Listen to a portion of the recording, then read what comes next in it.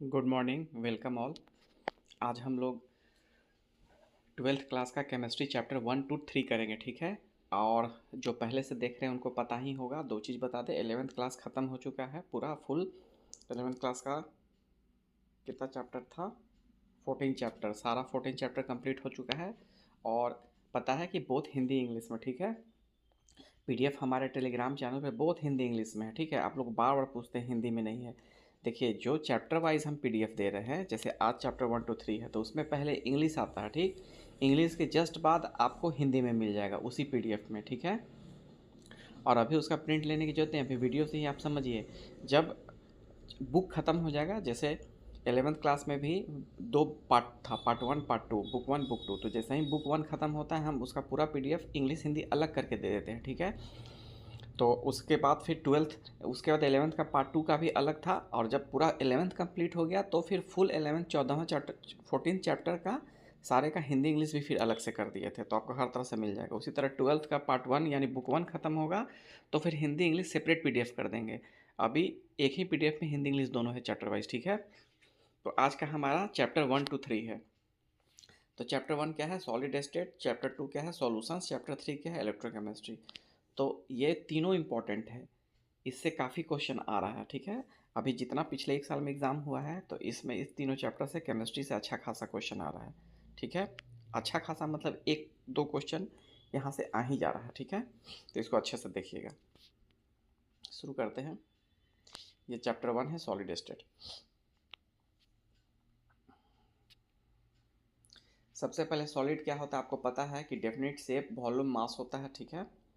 और देखिए ऐसे, ये जो फिगर देख रहे हैं ना, उसमें आपको दिखाया जा रहा है कि एक फिक्स्ड पोजीशन होता है और इंटरमॉलिक्यूलर गैप जो होता है या डिस्टेंस जो होता है वो शॉर्टेस्ट होता है सॉलिड में, ठीक है। ये तो पता ही है।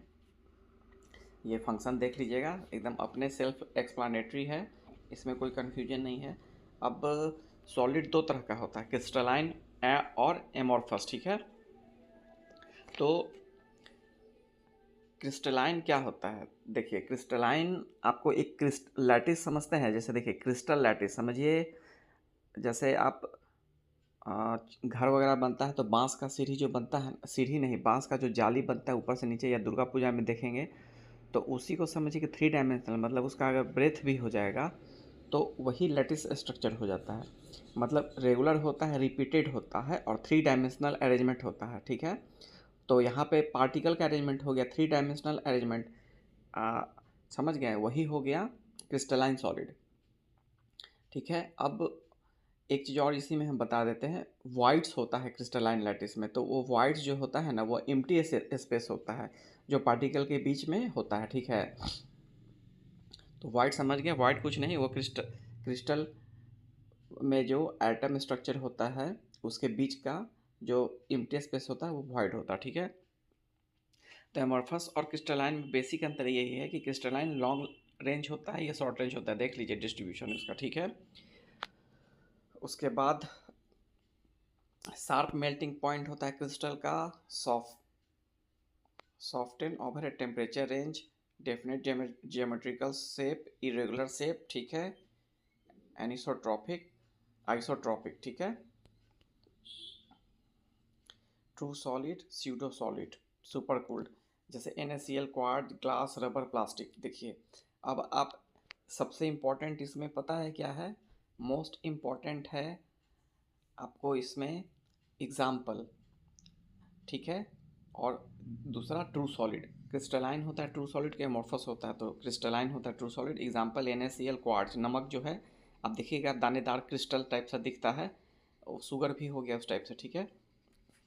और नॉन क्रिस्टल हो गया ग्लास, रबर, प्लास्टिक। हालांकि ग्लास ग्लास भी आप देखिएगा कि बहुत शाइनिंग ये होता है, लेकिन नहीं, उसके अंदर पार्टिकल जो होता है वो पेस्ट की तरह होता है, वो क्रिस्टलाइन नहीं होता। तो अमोर्फस यही हो गया सॉलिड, ठीक है। शॉर्ट रेंज ऑर्डर हो गया, और 3 डायमेंशनल डिस्ट्रीब्यूशन, मतलब आपको अरेंजमेंट क्रिस्टल की तरह उसमें नहीं होता है, ठीक है। और लेकिन लेकिन ये नहीं है कि रैंडम होता है, इसमें एकदम इक्वल डिस्ट्रीब्यूशन होता है, ठीक है। जैसे ऊपर आप फिगर में देख रहे हैं ना, इक्वली डिस्ट्रीब्यूट, जैसे ग्लास, रबर, प्लास्टिक हो गया, ठीक है।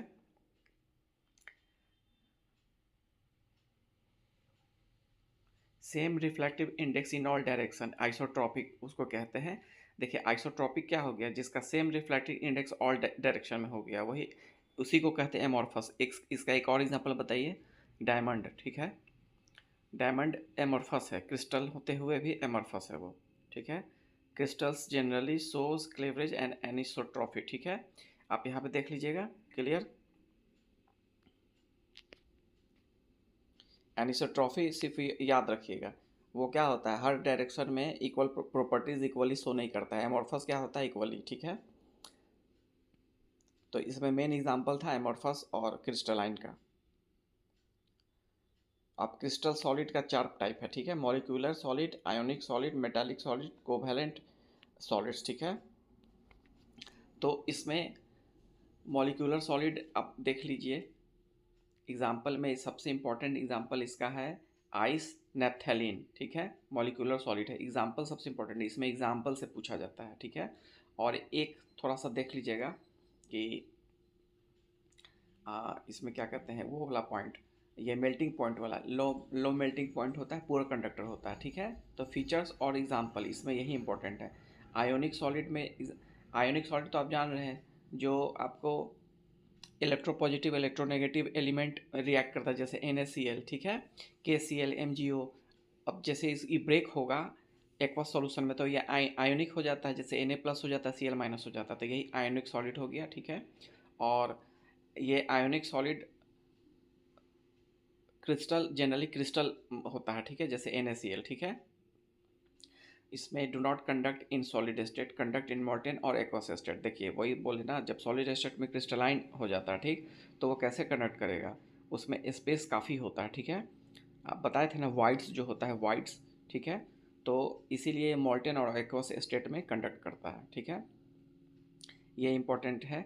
और सबसे ज़्यादा इलेक्ट्रोस्टैटिक फोर्स किस में होगा, आयोनिक में ही होगा, ठीक है। अब मेटालिक आ जाइए, मेटालिक में क्या हो गया, समझिए कि एलिमेंट स्टेबल एलिमेंट हो गया मेटालिक, उसका खुद का बॉन्ड, ठीक है, और ये हमेशा गुड कंडक्टर ऑफ इलेक्ट्रिसिटी होगा, खुद में ये सेल्फ एक्सप्लानेबल है। और malleable and ductile, malleable ductile है, पता है ना, मतलब ठेठ हिंदी में समझिए कि जिसको लमारा जा सके, ठीक है, वो फटे ना, ठीक है। जैसे सोना है, कितना सोचिए 10-10 ग्राम का कितना ज्वेलरी बन जाता है, तो वही है, वो मेलेबल है, डक्टाइल है, मतलब आपको वायर में कन्वर्ट किया जा सकता है, पतला वायर में इतना वो लोग डक्टाइल होता है, मतलब उसको समझिए कि इलोंगेट किया जा सकता है मॉल्टेन स्टेट करके, और वो जब सॉलिड हो जाता है फिर भी ब्रेक नहीं होता है, वही होता है। अब देखिए कोवैलेंट बॉन्ड में क्या आ गया, मेटालिक कोवैलेंट में सिंपल जानिए, कार्बनस कंपाउंड जो हो गया, कार्बन कंपाउंड वही हो गया जनरली, ठीक है। जैसे इसमें डायमंड हो गया, ग्रेफाइट हो गया, तो इसमें मोस्ट इंपॉर्टेंट एग्जांपल है डायमंड, ग्रेफाइट, ठीक है। और एक्सेप्शन है ग्रेफाइट, ये कंडक्टर नहीं होता है, ठीक है, लेकिन इसमें डायमंड एक एक्सेप्शन है, ठीक है। और इसमें स्ट्रॉन्गेस्ट कोवैलेंट होता है, नाम से ही क्लियर है, तो यही चार बेसिक डिफरेंस है और यही चार है, ठीक है। इस अब बाउंड बेसिस पे कोई भी सॉलिड बेसिस पे आएगा तो आप आराम से कर लीजिएगा, ठीक है। देखिए ये क्रिस्टल लैटिस का एक सेल दिखाया गया, देखिए हम बताए थे ना बांस के जाली टाइप का सिकंजा, यहाँ पे दिखा रहा है आपको थ्री, देखिए यहाँ पे जो दिख रहा है 3 डायमेंशनल नहीं समझ में आ रहा होगा, यहाँ 3 डायमेंशनल समझ रहा है, और वही इसके बीच के स्पेस को जो है ना वाइड कहते हैं, ठीक है। देख लीजिए कैसे होता है, ये 3D से स्ट्रक्चर होता है, ये सिर्फ बताने के लिए हो गया, ठीक है।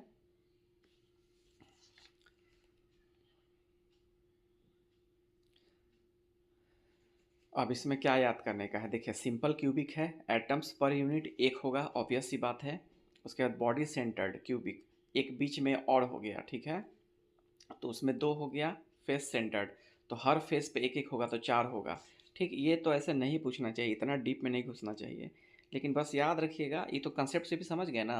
क्यूबिक तो एक ही होगा, बॉडी सेंटर बीच में एक और आ गया, सेंटर है, तो याद रखिएगा एक तो पहले से होगा सिंपल क्यूबिक, एक बॉडी सेंटर आ गया, दो हो गया। और फेस वाले में याद रखिएगा चार फेस होता है तो चार हो गया, सिंपल। अच्छा ये डेंसिटी रिलेशन का फॉर्मूला याद रखना है, तो याद रखना है, क्योंकि आप देखे होंगे कि कितना खतरनाक फार्मूला पूछा है वो ऑडिटर में, इतना लंबा चौड़ा, वो भी किससे पूछा था, देखिए हम भूल रहे हैं, कैनेमेटिक्स से पूछा था, ठीक है, बहुत खतरनाक फार्मूला, एक केमिस्ट्री में पूछा था आपको, सॉल्यूशन का शायद पूछा था, वेपर वेपर प्रेशर प्रेशर से रिलेटेड कुछ पूछा तो इसलिए आपको इसको याद नहीं रखना है, मोटा मोटी याद रखना है कि हाँ डी मतलब डेंसिटी को टू ऊपर जेड एम था, नीचे ए क्यूब एन ए टाइप से कुछ था, ठीक है। तो जेड क्या कर है, वही नंबर ऑफ पार्टिकल पर यूनिट सेल जो ऊपर आप देखें, ठीक है। और एम मॉलिक्यूलर मास हो गया उसका, तो ऊपर में ये यदि याद रखिएगा, नीचे में ये एज रहेगा और एन ए एवोगाड्रो कांस्टेंट है, याद रखिएगा, ठीक है। ठीक है ना, बस मोटा मोटी इसको याद रखिएगा कि आए तो अंदाजी मार दें, ठीक है।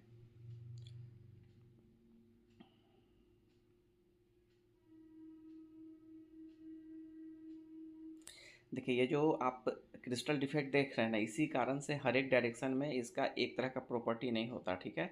अब इसमें याद क्या रखना है कि ये जो नाम है ना, वैकेंसी डिफेक्ट, इंटरस्टिशियल डिफेक्ट, और उसके बाद फ्रैंकेल डिफेक्ट और स्कॉट स्कॉटकी डिफेक्ट, ठीक है। तो इसमें क्या देखिए, जो नाम है साइंटिस्ट पे ना वो इंपॉर्टेंट है। तो फ्रैंकेल डिफेक्ट और स्कॉटकी डिफेक्ट ये दोनों याद रखिएगा, किससे रिलेटेड है, तो क्रिस्टल से रिलेटेड है, ठीक है। और एग्जाम्पल याद रखना है, तो देखिए इसमें एग्जाम्पल सिंपल सा है। फ्रैक फ्रैंकेल विदेशी है, महंगा टाइप से लग रहा है, तो इसमें एजी वाला सब याद रख लीजिएगा जो महंगा आइटम है, ठीक है ना, सिल्वर। और इसमें आपको स्कॉटकी में आपको जितना सी एल वाला है, NaCl KCl CsCl AgBr वो याद रख लीजिएगा, ठीक है, मतलब हैलोजन वाला, ठीक है। और इसमें एक इम्पॉर्टेंट है AgBr जो कि दोनों शो करता है, ठीक है। अच्छा इसमें देखिए, इसमें जो पूछ रहे हैं ना डिफेक्ट का, इसके कंसेप्ट में नहीं जाना है क्योंकि ये इतना भी बीपीएससी नहीं पूछेगी। देखिए आप ध्यान रखिएगा, देखिए यही होता है, क्वेश्चन के पैटर्न को समझना होता है। जो भी टफ क्वेश्चन पूछ रहा है ना केमिस्ट्री या आपको फिजिक्स से, तो उससे कंसेप्चुअल क्वेश्चन नहीं है, वो डायरेक्ट फार्मूला है या थ्योरी है या आपको न्यूमेरिकल पूछ दे रहा है, या ऊपर ऊपर जो मतलब आइडेंटिफाइड रिलेशन है, जैसे कि ये घटेगा तो वो बढ़ेगा, उस टाइप का ही पूछ रहा है, ठीक है। तो इसलिए उतना डीप में नहीं जाना है, ठीक है। और एक नॉन स्टोइकोमेट्रिक डिफेक्ट है, ठीक, उसमें क्या क्या होता है, मेटल एक्सेल और मेटल डिफिशियंट, ठीक है। ये सब भी काम का नहीं है, बस एक रीडिंग मार लेना है कि खुदा ना खास्ता कभी आ जाए तो दिमाग में रहे। अब इलेक्ट्रिकल प्रॉपर्टीज एंड सेमीकंडक्टर देखिए, इसमें सॉलिड जो है इलेक्ट्रिकल कंडक्टिविटी दिखाता है, ठीक है। अब ये आप देख रहे हैं ये डायोड है, ठीक है। तो इम्पॉर्टेंट सेमीकंडक्टर कंपाउंड ग्रुप 13 से 15, जब ग्रुप वाला पढ़ाए थे आपको पीस पीस से पी ग्रुप वाला, ठीक है, पी सेल ग्रुप, वो आपको पीरियोडिक टेबल वाला, तो उसमें पूरा अच्छे से डिटेल में बताए थे, एक बार उसको आप देख लीजिए। और फिर 12 से 16 देखिए, यही सेमीकंडक्टर कंपाउंड्स का ग्रुप है। इसमें सबसे इम्पोर्टेंट कौन है, जर्मेनियम, सिलिकॉन जो है सेमीकंडक्टर के लिए सबसे इम्पोर्टेंट है। और ये सब GaAs InSb ZnS CdS CdAc AgT ये सब याद रखिएगा, ये सब इम्पोर्टेंट सेमीकंडक्टर कंपाउंड है, ठीक है। और इसमें सबसे इम्पोर्टेंट है GaAs, इसलिए उसको हम लोग अलग से दिए हैं। फास्ट रिस्पॉन्स का मतलब क्या है, ये बहुत एक्टिवली ब्लॉकेज या फ्लो का काम करता है, ठीक है। डायोड में पता है आपको, एक तरफ से ब्लॉकेज होता है N टाइप P टाइप, देखिए वो थोड़ा इंजीनियरिंग कंसेप्ट हो गया, ये हम लोग का इंजीनियरिंग फर्स्ट सेमेस्टर में रहता था। ये diode N type P type क्या होता है, वो आप N वाला टाइप में यानी इलेक्ट्रॉन, और P टाइप मतलब होल्स, ठीक है ना, मतलब पॉजिटिव को होल्स कहते थे, छोटा में बता दे रहे हैं। तो उससे जो ड्रिफ्ट होके जो बनता था ना N टाइप P टाइप, उसी को कहते थे, ठीक है। और इसी का आगे एडवांस रूप ट्रांजिस्टर होता है, ठीक है। तो बस आपको इसमें इतना ही जानना है। और 10 आ गया मैग्नेटिक प्रॉपर्टीज़, इस चैप्टर का सबसे मोस्ट इम्पॉर्टेंट चीज़ है। और आप मिला के देख लीजिए, क्वेश्चन निकाल लीजिए सेट 71 या ऑडिटर में आपको पूछा था कि इसमें से कौन which of the following are paramagnetic, आप किसी बुक में देख लीजिए, ऑक्सीजन आपको एग्जाम्पल में नहीं मिलेगा। और अगर मतलब 10 बुक दिखेगा तो उसमें से 9 में नहीं मिलेगा। और एक बुक हम इसलिए बोल रहे हैं कि ऐसा दावा करना अच्छा नहीं है कि किसी में नहीं है, ठीक है, हो सकता है किसी में हो। अब यहाँ पे देखिए, वो उसका आंसर ऑक्सीजन था। अब यहाँ पे ऑक्सीजन आपको क्लियर कट लिखा हुआ है, ठीक है। तो ये पारामैग्नेटिक एकदम रट जाना है कि O2 है Cu plus plus Fe2 plus Cr2 plus, ये सब पारामैग्नेटिक है, याद रखना है। तो ये प्लस में भी है, नॉर्मल स्टेट में भी है, यानी O2 Cu Fe क्रोमियम सब रहेगा पारा स्टेट में। डायमैग्नेटिक रटना है, एकदम रट जाना है। H2O क्या होता है, डायमैग्नेटिक होता है। NaCl सबसे इंपॉर्टेंट, एकदम रट जाना है। बेंजीन क्या होता है, इथेनॉल मोस्ट इंपॉर्टेंट, एकदम रट जाना है, ठीक है। और फेरोमैग्नेटिक देखिए Fe, यहाँ पे कंसेप्ट है, देखिए यहाँ पे Fe फेरोमैग्नेटिक है जब, लेकिन वो कैटायन में हो जाता है, +2 हो जाता है चार्ज, तब वो पैरामैग्नेटिक हो जाता है। ये मोस्ट इंपॉर्टेंट है, ठीक है। एंटी फेरोमैग्नेटिक MnO बहुत इंपॉर्टेंट है, ठीक है। उसके बाद ये जो लास्ट बच गया फेरी मैग्नेटिक Fe3O4, तो मैग्नेटाइड हेमेटाइड से याद रहेगा, तो ये भी याद रखना है। अब फीचर्स क्या होता है, पैरामैग्नेटिक से क्या समझते हैं, अनपेयर्ड इलेक्ट्रॉन होता है, वीकली अट्रैक्टेड होता है, तो इसलिए वो स्ट्रॉन्ग मैग्नेट का भी काम नहीं करता है, ठीक है। अनपेयर्ड इलेक्ट्रॉन होता है, वीकली अट्रैक्टेड होता है, ठीक। डाई मैग्नेटिक, डाई से मतलब दो, यानी पेयर में रहेगा, ये हमेशा याद रखिए। फेरो क्या होता है, फेरो सबसे स्ट्रॉन्ग अट्रैक्शन होता है, ठीक है। परमानेंट मैग्नेट होता है क्योंकि स्ट्रॉन्ग अट्रैक्शन होता है, याद रखिए। और anti ferro magnet opposite moment cancel कर देता है, इसलिए न्यूट्रलाइज हो जाता है वो। और फेरी मैग्नेटिक अपोजिट मोमेंट अनइक्वल, इसलिए नेट मोमेंट क्रिएट होता है, यानी अट्रैक्शन उसमें होता है, ठीक है। यही बेसिक चीज़ है और शॉर्ट में लिखा हुआ है, ठीक है। वो इम्पोर्टेंट पॉइंट उसको याद रखिएगा। और MCQ इसका बहुत ज़बरदस्त है। देखिए यहाँ पे आ गया ना, which one of the following is an example of amorphous solid, ऐसा ही क्वेश्चन पूछता है। तो NaCl क्रिस्टल हो गया, क्वार्ट्ज भी क्रिस्टल हो गया, कॉपर भी क्रिस्टल हो गया, तो एमॉर्फस क्या हो गया, ग्लास, ठीक है। अब देखिए विच of the following crystal solid is an electrical conductor despite being a covalent network solid, बताइए। एक्सेप्शन पता था ना, ग्रेफाइट, ठीक।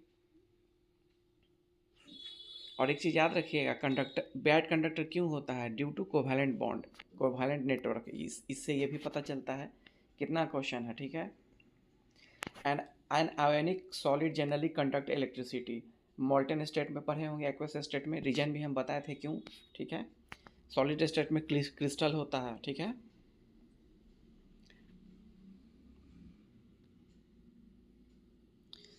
यहाँ पे कितना है, इसमें देखिए एटम वाला पूछ दिया ना, फेस सेंटर्ड है, यहाँ एक होगा, ठीक है, फिगर के अनुसार से, ठीक। लेकिन क्वेश्चन में क्या पूछा है, FCC फेस सेंटर्ड, ठीक है ना, फेस सेंटर्ड, FCC मतलब फेस सेंटर्ड, यानी 4 हो गया, ठीक। अब क्वेश्चन नंबर 6 का हम बात कर रहे थे, क्वेश्चन नंबर 5 में आइए, 2 हो गया, यहाँ BCC है, ठीक है। ये BCC का हम लोग क्या पढ़े थे, बॉडी सेंटर्ड BCC, ठीक है, इसलिए याद रखिए, ऊपर बता दिए थे।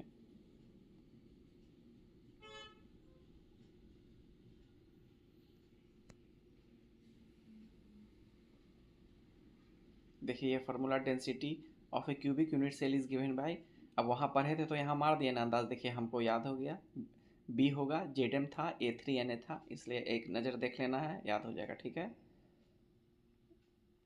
और ये 14 नंबर क्वेश्चन बोले थे ना, इंपॉर्टेंट है, which of the following compound can execute both Frenkel and Schottky defect, देखिए देखने में बहुत टफ लग रहा है, लेकिन कभी भी क्वेश्चन आ जाएगा, AGBR। और याद रखिए कि हम लोग 11th 12th का कर रहे हैं, तो टफ तो होगा ही, यही बेसिक होता है ना बुक इंजीनियरिंग का, ठीक है। तो सोचिए टफ तो होगा ही, तो इजी तो नहीं ना मिलेगा डायरेक्ट कि हाँ भाई स्लैक लाइम का ये फार्मूला है, तो सोडा का, बेकिंग सोडा का ये है, तो ऐसे ऐसे तो नहीं मिलेगा इतना आसान, ठीक है। तो उसको देखिए, ये चैप्टर कंप्लीट हो गया, और हिंदी इंग्लिश में एकदम सेल्फ एक्सप्लेनेटरी है, जो हम समझाए हैं, हिंदी में भी उसी पोजीशन में मिलेगा, इसलिए आप लोग को कोई दिक्कत नहीं होगा, ठीक है। अब चैप्टर 2 शुरू हो गया, सॉल्यूशंस, ठीक है। ये चैप्टर बहुत इंपॉर्टेंट है, पता ही है आपको, सॉल्यूशन से बहुत क्वेश्चन पूछता है, ठीक है। तो सबसे पहले कंसेप्ट थोड़ा थोड़ा देख लेते हैं। सॉल्यूशन क्या होता है, होमोजेनियस होता है, ठीक है, मतलब पता नहीं चलता है कि किस में क्या मिल गया, ठीक, ये पता है। सॉल्वेंट सॉल्यूट पता है, देखिए जो लार्ज अमाउंट में रहेगा वो सॉल्वेंट होगा, मतलब जो दूसरे को घोल लेगा अपने में, जैसे पानी चीनी में पानी सॉल्वेंट हो गया, सॉल्यूट क्या हो गया, जो घुलता है, जो माइनर हो गया, ठीक। ये हो गया क्लियर, एकदम सिंपल। अब देखिए टाइप ऑफ सॉल्यूशन क्या होता है, गैसियस सॉल्यूशन होगा, लिक्विड सॉल्यूशन होगा, सॉलिड सॉल्यूशन होगा। याद रखिए ये एक बहुत बड़ा कंसेप्ट है, इसमें जब पहला बार सुनते हैं कि सॉलिड सॉल्यूशन, थोड़ा अजीब नहीं लग रहा है कि सॉलिड क्या सॉल्यूशन होगा। और गैसियस सॉल्यूशन अजीब है लेकिन अजीब नहीं है, ठीक है। और उसमें भी अजीब है, जब सॉलिड सॉल्यूशन में तीसरा देखिएगा सॉलिड सॉलिड, तब तो ये बहुत अजीब है। आप ईमानदारी से बोलिए, जब क्वेश्चन में आ जाएगा कि copper dissolve in salt gold is an example of solid solution, या पूछ देगा is which type of solution, तो या बोलिए लिख देगा it is not a solution, तो आदमी नॉट सॉल्यूशन मार देगा, ठीक है। तो देखिए सॉल्यूशन हर तरह का आता है, gas gas, liquid gas, solid gas, ठीक। Gas liquid, liquid liquid, solid liquid, gas solid, liquid solid, solid solid, ठीक है, याद रखिएगा।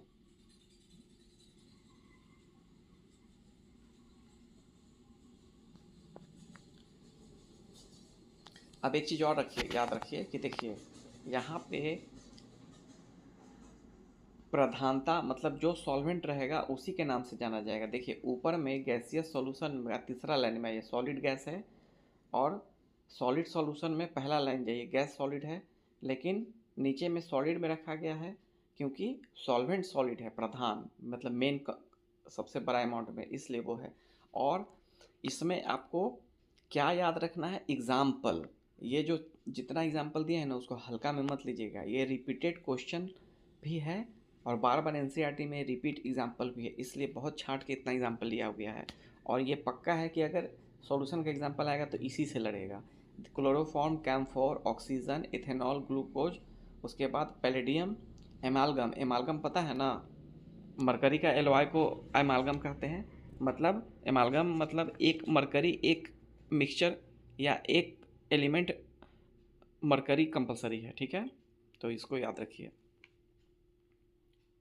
अब आ जाइए एक्सप्रेसिंग कंसंट्रेशन ऑफ सॉल्यूशन, ठीक है। देखिए तो इसका आपको मास से कर सकते हैं, वॉल्यूम से कर सकते हैं, मास वॉल्यूम से कर सकते हैं, पार्ट्स पर मिलियन पे कर सकते हैं, मोल फ्रैक्शन से कर सकते हैं, मोलारिटी से कर सकते हैं, और मोलालिटी से कर सकते हैं, ठीक है।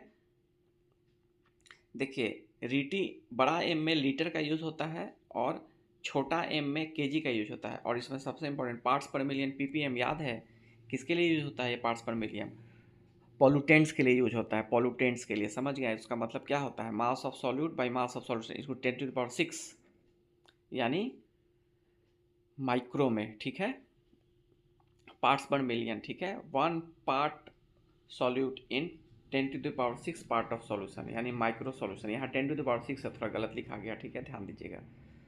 तो यही इतना तरीका है, ठीक है। तो इसमें सबसे इंपॉर्टेंट पार्ट्स पर मिलियन आ गया। तो ये सब कंसेप्ट देखिए, कंसेप्ट भी तो बनते जा रहा है, ठीक। सॉल्युबिलिटी, सॉल्युबिलिटी क्या है, कितना सॉल्यूशन हो सक कितना सॉल्यूट डाला जा सकता है। जैसे मान लीजिए पानी में चीनी मिलाना है, 1 गिलास पानी है उसमें कितना चीनी मिलाइएगा। अब उसमें 1 गिलास चीनी मिलाइएगा तो हो पाएगा सॉल्यूशन, वो होमोजेनियस रह पाएगा, नहीं हो पाएगा, ठीक है। तो अनसैचुरेटेड सॉल्यूशन क्या होता है, जब तक उसमें सॉल्यूट यानी छोटा पार्ट जो है, जैसे पानी में चीनी जब तक मिलाया जा सकता है तब तक अनसैचुरेटेड हो गया। जब जिस पॉइंट से वो नहीं मिलाया जा सकता है तब उसको सैचुरेटेड कह सकते हैं, मतलब पूरी तरह से सैचुरेट, भाई अब माफ़ कर दीजिए, अब नहीं हो पाएगा, ठीक है। और डिसॉल्यूशन क्या है, वही टूटना, सिंपल सा बात है।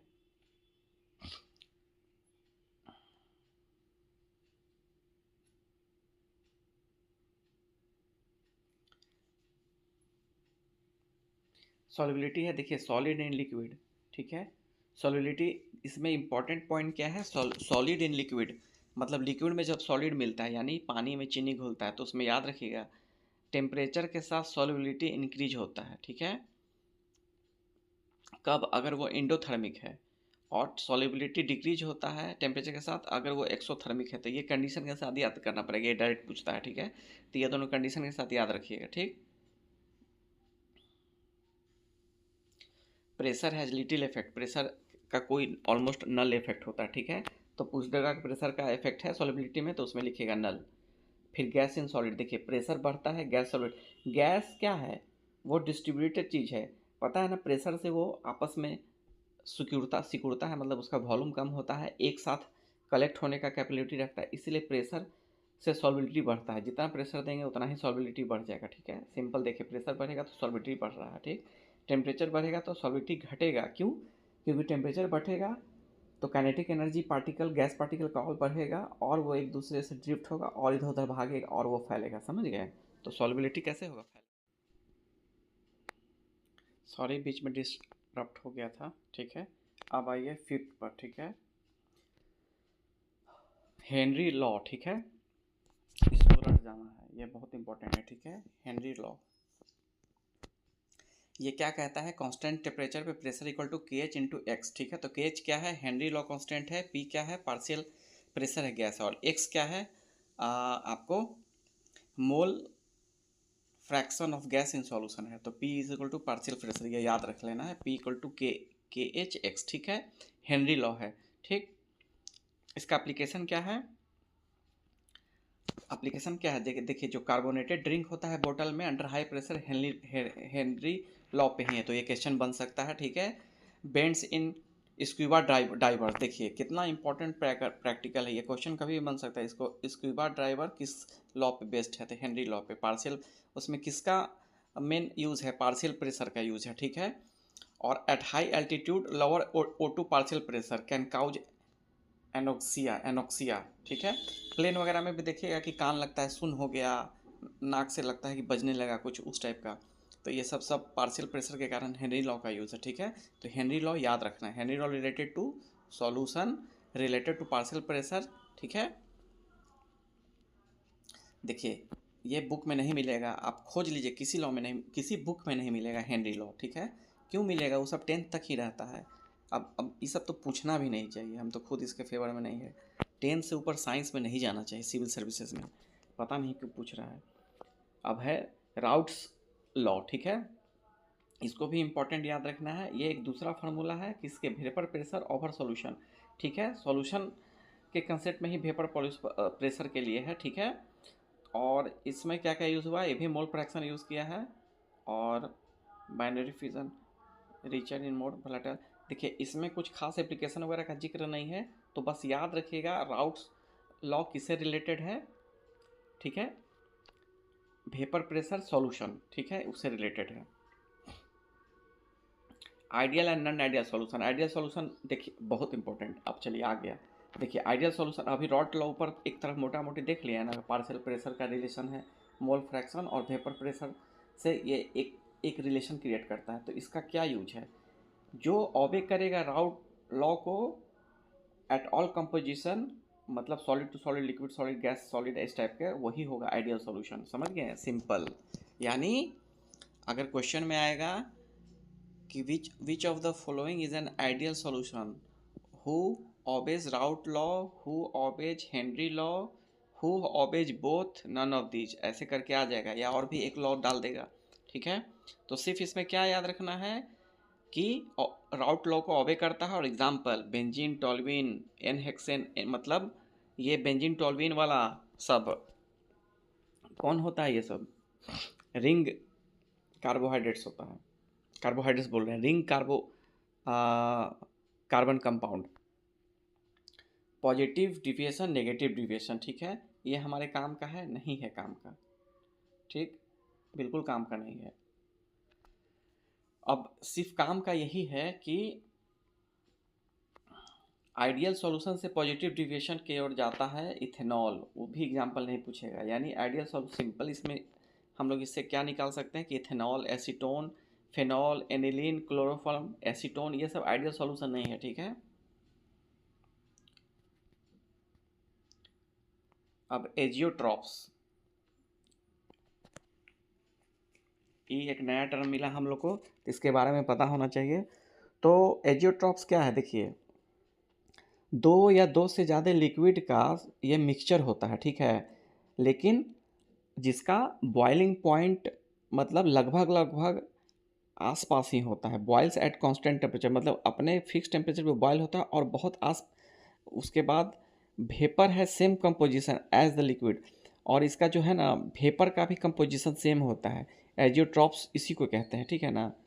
तो इसीलिए इसको मतलब फ्रैक्शनल डिस्टिलेशन से सेपरेट करना बहुत मुश्किल होता है, ठीक, क्योंकि कांस्टेंट बॉइलिंग बिहेवियर होता है। तो ये सब टर्म याद रखिए सिर्फ, मतलब टेम्परेचर कांस्टेंट होता है और वेपर का सेम कंपोजिशन होता है, एजिट्रॉप मिक्सचर जो होता है जिसमें 2-3 लिक्विड पाए जाते हैं, इसीलिए इसको फ्रैक्शनल डिस्टिलेशन से सेपरेट करना मुश्किल हो जाता है, ठीक। और देखिए मिनिमम बॉइलिंग एजेट्रॉप है वो राउट लॉ को पॉजिटिव डिविएशन दिखाता है, और जो मैक्सिमम है वो नेगेटिव डिविएशन दिखाता है। ये सब नहीं याद रखना है, इतना माथा पेची पॉजिटिव मिजिम नहीं याद रखना है, सिर्फ आपको एग्जांपल रखना है, याद रखना है इथेनॉल प्लस वाटर पॉजिटिव होता है, मैक्सिमम बॉइलिंग किस में होता है, HNO3 प्लस वाटर में होता है, वो नेगेटिव शो करता है। ठीक,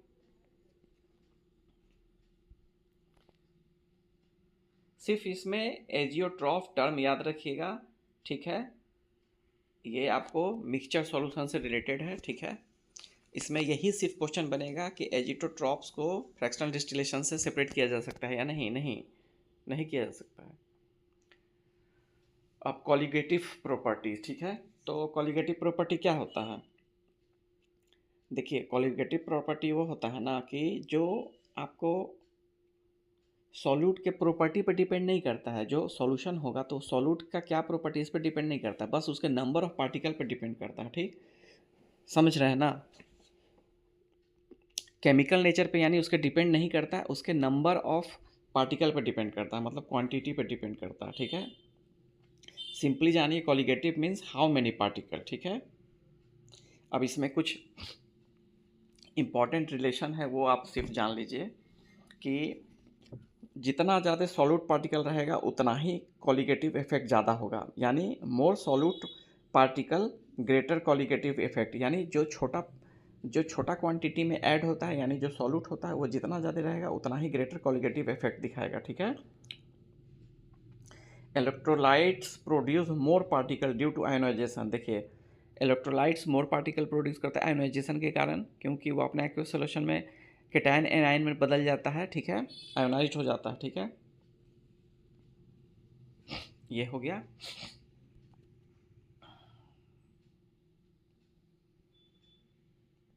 अब इसमें क्या याद रखना है? ठीक है, depend on number of solid particles not their nature. Properties का relative lowering of vapour pressure, ज़्यादा बढ़ेगा सॉल्यूट, वेपर प्रेशर कम हो जाएगा, बॉइलिंग बढ़ जाता है, डिप्रेशन फ्रीजिंग पॉइंट कम हो जाता है, ऑस्मोटिक प्रेशर भी कम हो जाता है। ठीक है, ये देख लेना है सिर्फ रिलेशन, और कुछ नहीं देखना है।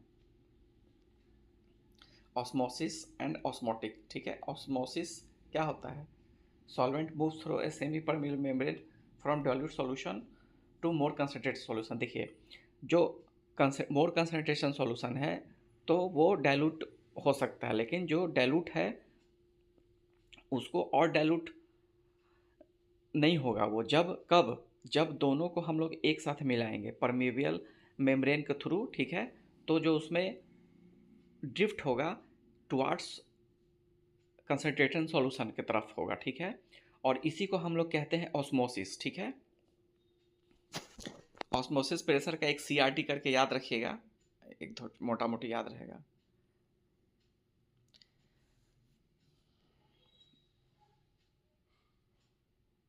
अब ये solution comparison isotonic, hypertonic, hypotonic, ये याद रखने की जरूरत है।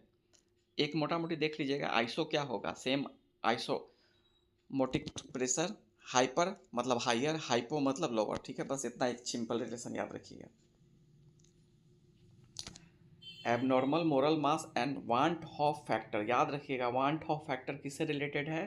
तो मोलर मास से रिलेटेड है। ठीक है, जब डिसोसिएशन होता है मोलर मास का तो नंबर ऑफ पार्टिकल इंक्रीज होता है। ठीक है, लेकिन मॉलिक्यूलर मास घटता है, जैसे Na प्लस NaCl का एग्जाम्पल है। ठीक, और एसोसिएशन जब जुड़ता है तब नंबर ऑफ पार्टिकल घट जाता है, मोलर मास बढ़ जाता है। ये बहुत बड़ा एक ऑब्जर्वेशन है, मतलब समझिए कि डेरिवेशन है कि कौन किया था, वांट हॉफ किए थे, उसी से वांट हॉफ फैक्टर हो गया। और एग्जांपल याद रखिएगा, डिसोसिएशन का NaCl, एसोसिएशन का एसिटिक एसिड। इंपॉर्टेंट है तो हाँ इंपॉर्टेंट है। ठीक हो गया, अब ये बेसिक पॉइंट है। ठीक है, ये ख़त्म हो गया। MCQ देख लीजिएगा, MCQ तो इतना इतना बेहतरीन है कि क्या बोलें आपको। देखिए कितना चैप्टर है केमिस्ट्री में, 32, मेरे ख्याल से 16, इसमें 14 से 30 चैप्टर है। 30 चैप्टर का 20 क्वेश्चन, 600 क्वेश्चन सिर्फ आपको 11th-12th से होगा। 600 MCQ सोचिए थ्योरी के बाद, तो कितना वाइड रेंज हो जाएगा नॉलेज का। तो डायरेक्ट इनडायरेक्ट एलिमिनेशन मेथड हर चीज़ यूज़ करके तो बन ही सकता है ना। अब आ जाते हैं इलेक्ट्रोकेमिस्ट्री पे। ठीक है, तो इलेक्ट्रोकेमिस्ट्री तो जान रहे हैं, इलेक्ट्रोकेमिस्ट्री क्या होता है, केमिकल एनर्जी को इलेक्ट्रिकल एनर्जी में बदलते हैं उसी को।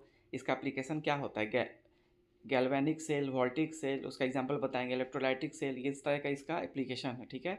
और एक ऑसिलेशन में डिसोसिएशन प्रॉपर्टीज़ के थ्रू काम करता है। एनोड में क्या होता है, ऑक्सीडेशन होता है। कैथोड पे क्या होता है, रिडक्शन होता है, मतलब gain of electron, loss of electron. Anode में लॉस ऑफ इलेक्ट्रॉन हो गया, यानी anode positive charge, cathode negative charge, ठीक है।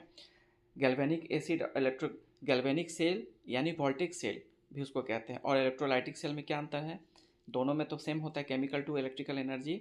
बस इसमें आप याद रखिए, गैल्वेनिक में एनोड नेगेटिव होता है और कैथोड पॉजिटिव होता है। इलेक्ट्रोलाइटिक में उल्टा हो जाता है, ठीक है। इलेक्ट्रोलाइटिक में क्यों उल्टा हो जाता है, क्योंकि एनोड पे ऑक्सीडेशन होता है। डैनियल सेल का एग्जांपल हो गया, याद रखिए डैनियल सेल में ZnCu रहेगा, ठीक है, कॉपर रहेगा और जिंक रहेगा, ठीक, वो याद रखिएगा। और इसका स्टैंडर्ड सेल पोटेंशियल याद रखना है, याद रखना है, एक बार पूछ चुका है। ये ब्रिज रिएक्शन है, ठीक है। स्टैंडर्ड इलेक्ट्रोड पोटेंशियल क्या होता है, ये याद रखने की जरूरत नहीं है फार्मूला, ठीक है। 0 वोल्ट होना चाहिए स्टैंडर्ड इलेक्ट्रोड पोटेंशियल, इसका आपको यही सिर्फ याद रखना है, ठीक है। और एक फैक्ट है, हायर इलेक्ट्रोड पोटेंशियल होगा तो greater tendency for reduction strong oxidizing agent, ठीक है, ये रिलेशन है, ठीक है। और याद रखना है कि Li has very low reduction potential और F2 has highest reduction potential, ये याद रखना है, ठीक है। अब यहाँ नट्स सॉल्यूशन याद रखना है। नट्स सॉल्यूशन किससे रिलेटेड है, नट्स इक्वेशन ये किससे रिलेटेड है, तो इलेक्ट्रोड पोटेंशियल से रिलेटेड है, आपको इलेक्ट्रोलाइटिक केमिकल सेल से रिलेटेड है, बस ये याद रखिए। फार्मूला फिर दिमाग में रखिए कि E=E0 समथिंग, ऊपर RTNF था और लॉग वाला कुछ था, इस टाइप से याद रखिएगा, ठीक है। अब गिब्स एनर्जी, अब आपको उसके पहले देखिए थोड़ा सा हम एक एक्सप्लेनेशन दे देते हैं कि देखिए गैल्वेनिक सेल और इलेक्ट्रोलाइटिक सेल का एक डिफरेंस जान लीजिए। एनर्जी कन्वर्सन दोनों में सेम है। गैल्वेनिक सेल में क्या होता है ना, स्पॉन्टेनियस रिएक्शन होता है अचानक, लेकिन इलेक्ट्रोलाइटिक सेल में ऐसा नहीं होता है। एनोड कैथोड का पता ही है आपको रिलेशन, कि गैल्वेनिक में एनोड नेगेटिव होता है, कैथोड पॉजिटिव होता है, ठीक है। उसके बाद देखिए गैल्वेनिक में ऑक्सीडेशन होता है एनोड पर, और इलेक्ट्रोलाइटिक सेल में ऑक्सीडेशन होता है उसमें भी एनोड पर। फिर उसके बाद external power source galvanic source में रिक्वायर्ड नहीं होता है, क्योंकि स्पॉन्टेनियस होता है, खुद हो जाता है। लेकिन इलेक्ट्रोलाइटिक सेल में बाहरी पावर रिक्वायर होता है, ठीक है। इलेक्ट्रॉन फ्लो कैसे होता है, एनोड टू कैथोड, दोनों में सेम होगा, ठीक। और पर्पज क्या है, दोनों में इलेक्ट्रिसिटी, ठीक है, चाहिए। एग्जाम्पल क्या है, गैल्वेनिक सेल का एग्जाम्पल क्या है, Daniell cell, Daniell cell example of galvanic cell.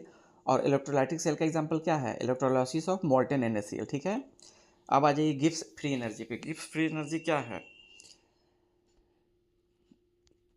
देखिए जो सिस्टम में फ्री अवेलेबल एनर्जी है किसी काम को करने के लिए eight constant temperature and pressure, उसी को कहते हैं गिब्स फ्री एनर्जी। किसी भी सिस्टम में जो फ्री एनर्जी है, जो हम लोग कोई काम में यूज़ करते हैं eight constant temperature and pressure, उसी को गिब्स फ्री एनर्जी कहते हैं, बस इतने जान लीजिए। जैसे इसका डिफिनेशन ये हो गया कि Gibbs energy is the energy available for from a system, एक सिस्टम से जो फ्री एनर्जी अवेलेबल होता है to do useful work at constant temperature and pressure, ठीक है। अच्छा एक चीज़ और बताए, इलेक्ट्रोलिसिस कैसे वर्क होता है, से जो इलेक्ट्रोलाइटिक सेल में देखिए एक इलेक्ट्रोलाइट होता है, ठीक, जो आयन को मोबिलिटी देता है, मूव करता है anode to cathode, cathode to anode, दो गो इलेक्ट्रोड देते हैं, एक एनोड एक कैथोड, ठीक है। और एक DC पावर देते हैं, external power supply electric energy, जो इलेक्ट्रिक एनर्जी को सप्लाई करता है, ठीक। हम लोग बताए हैं ना कि इलेक्ट्रोलाइटिक सेल में बाहरी पावर रिक्वायर्ड होता है, ठीक है, तो इसी के कारण होता है, ठीक। इसका एग्जाम्पल क्या है, NaCl, इसका सबसे इम्पोर्टेंट एग्जाम्पल NaCl है, यही हो गया।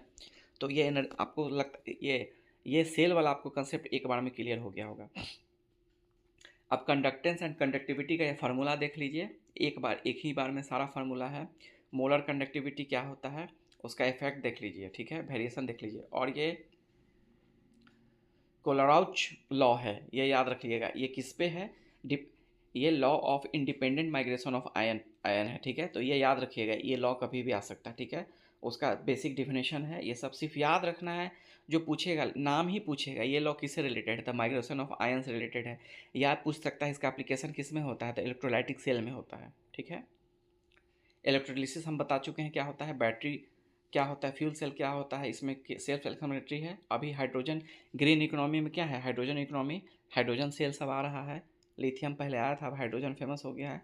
कोरोजन है और क्विक रिवीजन पॉइंट है, ठीक है। और कोरोजन भी इलेक्ट्रोकेमिकल प्रोसेस ही है, ठीक है ना, इसमें इंपॉर्टेंट ये रखना है, इलेक्ट्रोकेमिकल प्रोसेस है, ठीक है।